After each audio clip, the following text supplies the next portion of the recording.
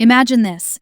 You're on a film set inside a shuttered prison, and in your headphones you hear a child whisper a name. But there is no child there. Hi, I'm Allie. I'm buzzing today because I have a prison set story that's like cold sweat creepy. And I'm Brianne, mildly caffeinated and already suspicious. If there was a ghost, it probably signed a non-disclosure agreement. Welcome to the Veil. Unsolved and unbelievable things we cannot stop poking at. Okay, so check this out.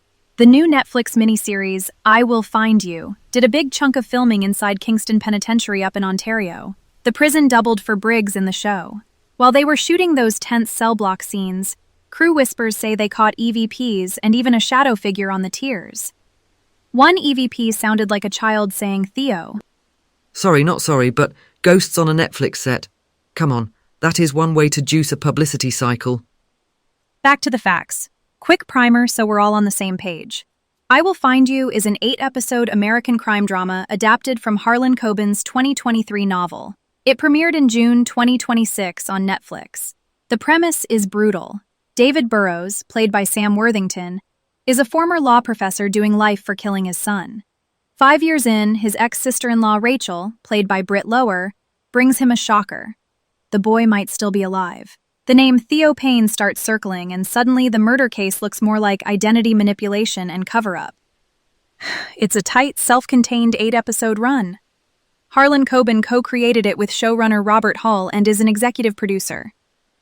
Big cast: Milo Ventimiglia, Aaron Richards, Jonathan Tucker, Peter Outerbridge, Madeline Stowe, Clancy Brown, Logan Browning, Chi McBride.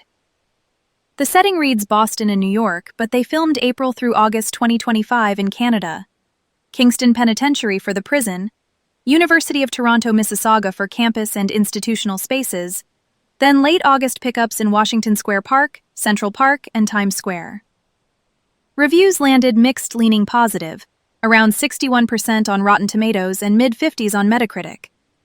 The point is, this is a serious, disciplined production, which is exactly why the whispers give me chills. Yes, disciplined. Meaning controlled. Meaning your ghost has to clear security, sign the call sheet, and hit its mark. Here is what I believe happened. My theory, pieced together from a couple of crew anecdotes and some very nerdy audio talk.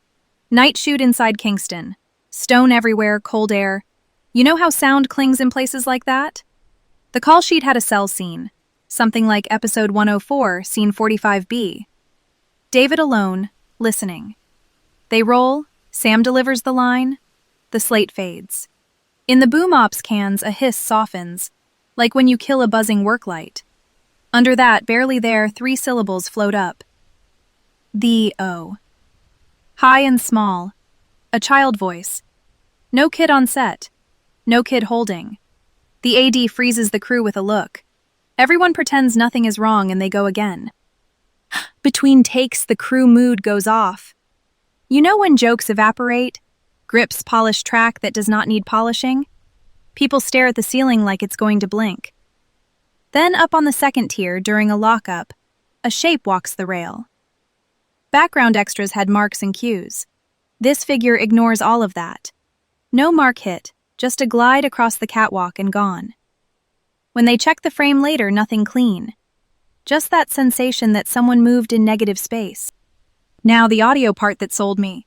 The boom op, being a pro and a bit superstitious, scribbles the time code on their glove in Sharpie. Later, they scrub the room tone at low speed.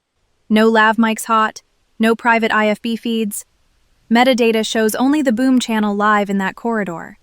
And that whisper lands exactly between Sam's last syllable and the tail of the clap, right where you would never stage a child's cue. They tag the clip something like EVP Theo 104 45B and file it under unclear. So let me get this straight. Your theory hinges on anonymous whispers and a file name. Conspiracy alert. Here is the boring explanation buffet. 1. Theo is not secret law. The book has been out since 2023. The dual identity is literally in print, so the writer's room, the leads, and department heads all know. 2. Night shoots fry your brain. Sleep debt plus cold stone acoustics equals pareidolia. We hear patterns in noise and meaningful words in hiss. 3. Comms bleed, walkies, IFBs, wireless mics. An open feed can spit a syllable that sounds childlike when you pitch it in your head. 4. Generators and LED fixtures flicker at certain frequencies. If the gaffer killed a buzzy light and the noise floor shifted, the recorder's compressor can breathe in a way that creates a whispery artifact. 5. Someone said 3-0, as in timecode or take number, in a reverby corridor that becomes the-o and your brain locks onto the story you expect. 6. The shadow. Catwalks are full of flags, gobos, safety nets, and random crew trying not to ruin a take. A security guard or background extra drifts out of a mark, and you get a silhouette grazing the edge, not a demon on lunch break. I hear you, but the crew story said no labs open and no IFB loops live. If the metadata says only the boom, that trims your comms bleed angle. Also, the word landing between line and claptail is a weirdly smart timing. It reads like an intelligent voice, not a random RF burp. And the figure up on the tier ignoring background marks. That is not just a PA with a latte. Audio metadata tells you what channels the recorder thought were armed. It doesn't rule out stray radio bleed landing on the boom capsule. Physics does not care about channel names. Also, a lot of crew absolutely knew Theo Payne as a name. Wardrobe labels, prop paperwork, call sheets. Add suggestion and stress. Boom, ghost Theo. I'm going to add a layer. Places hold emotional residue. Old prisons are pressure cookers for that. Centuries of grief in the stone. The stone tape idea says environments can somehow record big human events. Sound especially. When a production rolls in with bright lights and fresh attention, something replays. A whisper. A footprint of a person who never got to leave. That would explain why the EVP carried the name at the heart of the story. Like the place pushed the plot back at them. Or counter-proposal. Productions import their own hauntings. You bring a wrongful conviction story into a literal prison. Your departments are talking Matthew Burrows/Theo Payne. You shoot in low light for hours. Your brain stitches ambient noise into the most salient word in your working memory. That is not a ghost. That is cognition on a deadline. Then what about the shadow figure on the tier during a lockup? Even the ADs were spooked. Lockup means no traffic. It is supposed to be clean, and the person did not hit a single background mark. Lockups leak, a security sweep, a location staffer, even a local cop cutting across because he forgot his radio. Also, your eye in a high-contrast space will invent motion. One moving flag or a softbox breathing because the HVAC kicked on and you swear someone walked the rail. If you don't see it clean in frame later, that screams lighting artifact, not phantom parolee. Here is the deal. My theory is that the crew really did capture an EVP saying Theo during that Kingston block, and that the prison gave them more than set dressing. Not for the final cut, obviously. Post would clean it. Netflix isn't dropping raw hauntings into an episode overseen by Harlan Coben and Robert Hull. But off to the side, in the room tone, something answered the story they were telling. My counter is simpler.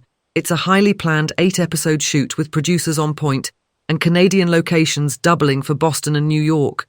Audio workflows replace most location noise, so any oddity would be scrubbed. If a clip labelled EVP Theo exists, it's probably a Boom Ops private joke to keep their sanity at 3 a.m. And for the record, I like organised crime and corrupt detective subplots as much as anyone. Just keep the ghosts out of the sound mix. Back to the story. What I love is how the real-world setting mirrors the show's themes. You have a warden tied into family friends, an FBI father and daughter on the fugitive task force, a corrupt detective, a mobster with family leverage, a witness with 2 names, and a child with 2 names. The production stitched those institutions together. If the walls decided to talk back for a second, I'm not surprised. Moving right along. Whether it was a ghost or a glitch, that prison absolutely amplifies mood. And mood changes how we hear. That is my hill. I will die on it. Preferably not in a cell block. Greater question time. Maybe our senses are narrower than we think. Maybe there is more signal in the noise than our brains are trained to admit. Maybe our brains are overeager translators. Either way, something interesting is happening at the edge of what we can measure. If this stuff intrigues you, grab Harlan Coben's novel, I Will Find You. The twists on the page make the onset whispers feel even spookier. All right, moving on to real life. I'm planning a quiet night, tea, maybe episode 2, no EVPs invited. I'm grabbing my recorder and going to an abandoned stairwell. Kidding. Kind of. You know me. If I catch a whisper, I'm texting you at like 2 a.m. Please do not, but also do, for science. Thanks for listening. Keep your ears open, question everything, and if a stone wall ever whispers your name, maybe whisper back.